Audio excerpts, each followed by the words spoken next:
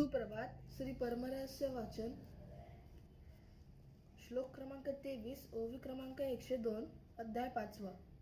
श्री गणेशाय नमः. श्री गुरुभ्यो नमः. श्री सरस्वते नमः. पती पत्नी भातृपुत्र दासी गृहपदातीनां एक दीक्षा भेवेद्वी विशेष भक्तिमान. या लागी पती पत्नी बंधू पुत्र एकची गुरु दीक्षा सर्वत्र. गृहाचे दासी सेवक पुत्र एकची गुरु पाहिजे. का म्हणसी तरी एक, सर्व घरच्या गुरु झाल्या एक. तरी एक भाव सर्वचा देख एक गुरुचे पायी. सर्वचा एक भाव एक विश्वास झाली मग सहज जाती मोक्षाची ठाय. ते भिन्न भिन्न दिसती परी काय एकची सर्व असे बदभावे विशेष शब्द भुक्ती.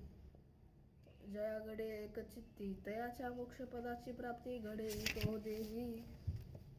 गुरु कथा लिंग एक दीक्षा विशेषतः प्रसादस्तेकमेव सत्या सत्यमेव मयोदितम्.